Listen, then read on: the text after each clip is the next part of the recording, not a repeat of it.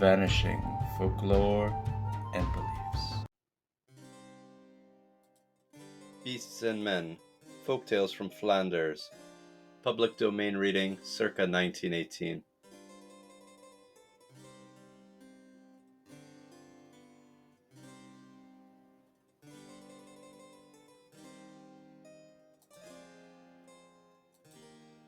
The Choristers of Sint-Goedele. The miller of Sandhills had a donkey which had served him well in its time, but now it was too old to work. The miller was a careful man who did not believe in feeding useless mouths, so he decided that he would sell the donkey for the price of its skin. "I do not suppose I shall get very much for this wretched beast," he said, regarding the poor grey skin, as he stood with his hanging head in the stall. "But I shall save the cost of his corn anyhow, and that is always something." Left alone, the grey skin reflected sadly upon the fate in store for him. "Such is the way of the world," he thought. "When I was young and hearty, nothing was too good for me. Now I am old and useless. I am to be cast out. But am I so useless after all? True, I can no longer pull a cart to market, but I have a magnificent voice still. There must be a place somewhere for one who can sing as beautifully as I. I'll go to the Cathedral of Sint-Goedele in Brussels and offer myself as a chorister." The Greyskin lost no time in acting upon his resolve, but left his stable immediately and set out on the crossroads to Brussels.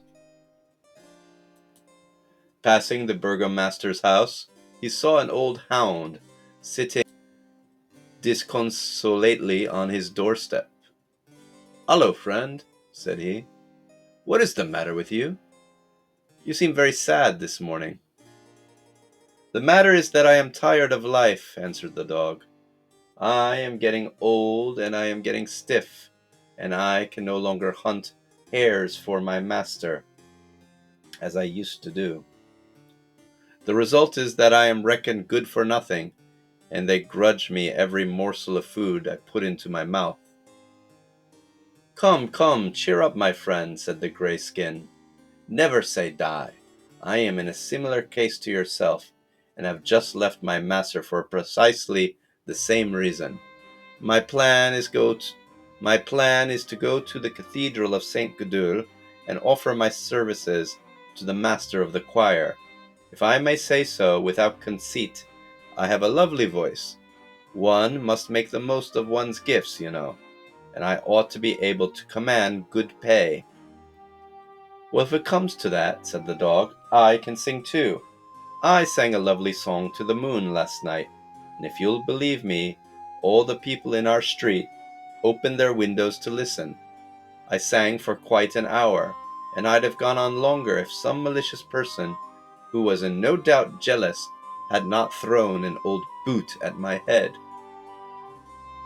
"Excellent," said Greyskin. "Come along with me. You shall sing tenor, and I will sing bass. We will make a famous pair." So the dog joined company with Greyskin, and they went on together towards Brussels. A little further down the road they saw a cat sitting on the rubbish heap outside a miserable hovel. The creature was half blind with age, and had a face as long as a fiddle. "Why, what is the matter with you?" asked Greyskin, who had a tender heart. "Matter enough," said the cat. "I've just been turned out of the house and home, and all because I took a little piece of bacon from the larder. Upon my honor, it was no bigger than a baby's fists, but they made such a fuss as though it had been a whole gammon. I was beaten and kicked out to starve. If I could catch mice as I used to, it would not matter so much, but the mice are too quick for me nowadays. They laugh at me and mock me. Nothing remains for me but to die, and, alas, I hope it may be soon." "Nonsense," said Greyskin. "You shall live to laugh at all your troubles. Come along with us and sing in the choir of Sint-Goedele. Your voice is a little too thin for my own taste, but you'll make a very good soprano in a trio. What do you say?" "You give me new hopes," answered the cat. "Of course I would join you." And so the three went on together. Towards nightfall they arrived at a farmyard, on the gate at which a cock was crowing lustily. "Hallo," said Greenskin, "what's all this about?" "I am singing my last song on earth," said the cock. "An hour ago I sang a song, although it is not my usual custom to crow in the afternoon, and as I ended I heard the farmer's wife say, 'Hearken to Chanticleer, he's crowing for fine weather tomorrow.' I wonder if he'd crow so loudly if he knew that we had guests coming, and that he was going into the cooking pot to make their soup." She had a horrid laugh, that woman. I have always hated her. "And do you mean to tell me," said the Greyskin, "that you are going to stay here quite contentedly till they come to wring your neck?" "What else can I do?" asked Chanticleer. "Join us and turn your talents to account. We are all beautiful singers, and we are going to Brussels to offer ourselves as choristers at Sint-Goedele. We were a trio before. With you we shall be a quartet, and that's one better." Chanticleer was only too glad to find a means of escape, so he willingly joined the party, and they once more took to the road. A little while afterwards they came to a thick wood, which was the haunt of a notorious band of robbers. There they decided to rest for the night, so Greyskin and the dog lay down beneath the shelter of a large beech tree, while the cat climbed onto the branches, and Chanticleer perched himself at the very top. From this lofty post he could see over the whole wood, and it was not long before he espied a light twinkling among the trees not far away.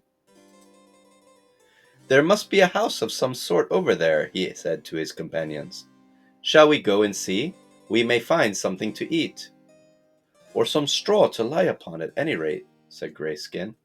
"The damp ground here gives me rheumatics in my old bones." "I was just thinking the same thing," said the dog. "Let us go." So the four choristers, led by the cook, walked in the direction from which the lights came, and before long they found themselves in front of a little house, the windows of which were brilliantly lighted. In order to reach the windows, the animals made a tower of their bodies, with Greyskin at the bottom and Chanticleer at the top. Now this house was the abode of a band of robbers, who at that very moment were seated before a table laden with all kinds of food. There they sat and feasted, and poor Chanticleer's mouth watered as he watched them eat. "Is there anybody inside?" asked the dog, who was impatient. "Hush!" said Chanticleer. "It's men, and they are eating their dinner." "I wish I was," said the dog.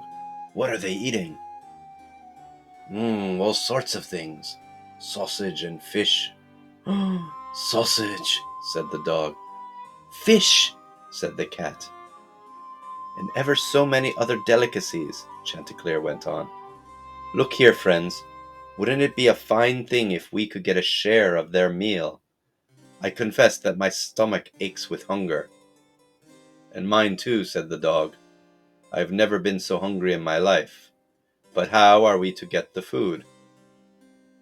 "Let us serenade them, and perhaps they'll throw us something as a reward," said Greyskin. "Music, you know, has charms to soothe the savage breast." This seemed such a good idea that the choristers lost no time in putting it into execution. All four began to sing. The donkey hee-hawed, the dog howled, the cat meowed, and the cock crowed. From the noise they made, one would have thought that the heavens were falling. The effect of this marvelous quartet upon the robbers was instantaneous. Leaping from their seats, they ran from the place in mortal terror, tumbling over one another, oversetting chairs, and adding to the racket by their shrieks and cries of terror. At that moment, the cock fell against the window, breaking the glass to smithereens. The donkey gave the frame a push, and all the four precipitated themselves into the room. This was the last straw. The robbers could stand no more. Half mad with fear, they rushed to the door and fled into the forest. Then our four choristers drew up to the table and set to work upon the food, with which it was laden. Their long walk had given them a good appetite, so that there was little left by the time they had finished. Feeling drowsy after their meal, they then settled themselves to sleep. The donkey made himself a bed on a heap of straw in the yard. The dog stretched himself upon a mat by the house door. The cat lay upon the warm cinders of the hearth, and the cock perched upon the rooftop. A few minutes more, and they were all fast asleep.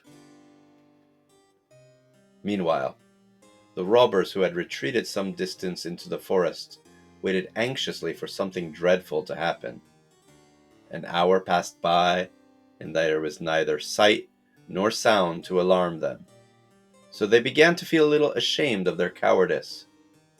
Creeping stealthily nearer to the cottage, they saw that everything was still, and that no light was showing from the windows. At last the robber chief sent his lieutenant to spy out the land, and this man, returning to the cottage without mishap, found his way into the kitchen and proceeded to light a candle. He had no matches, but he saw 2 sparks of fire among the cinders on the hearth, so he went forward to get a light from them. Now this light came from the cat's eyes, and as soon as the puss felt the robber touch her, she sprang up, snarling and spitting, and scratched his face. With a scream of terror, he dropped his candle and rushed for the door, and as he passed, a dog bit him on the leg. By this time the noise had awakened Greyskin the donkey, who got upon his feet just as the man ran by, and helped him forward with a mighty powerful kick, which sent him flying out into the roadway. Seeing this, the cock on the housetop spread his wings and crowed in triumph, "Cock-a-doodle-doo." I wish you could have seen the way that robber ran. He covered the ground so quickly that he seemed like a flying shadow, and I am perfectly certain that not even a rabbit or hare could have overtaken him. At last, panting for breath, he rejoined his friends in the forest, who were eagerly awaiting his return. "Well," cried the chief, "is the way clear? Can we go back?" "Not on any account," cried the robber. "There's a horrible witch in the kitchen. Directly I entered in, she sprang at me and tore my face with her long talons, calling out at the same time to her creatures to come and devour me. As I ran through the door, one of them buried his fangs in my leg, and a little farther on in the yard, a great black monster struck at me with an enormous club, giving me a blow that nearly broke my backbone. And then on the roof, a little creature, demonic looking, with wings and eyes and that shone like coals of fire, cried, 'Stop him! Eat him! Stop him! Eat him!' You may guess that I did not wait for any more. It is a miracle that I have escaped with my life." When they heard this terrible story, the robbers lost no time in decamping, and such was their terror that they deserted the forest altogether and went away to another part of the country. The result was that our 4 friends were left to dwell in the cottage, where they lived happily for the rest of their days, and as they now had everything they wanted, they quite gave up on their idea of going to Sint-Goedele.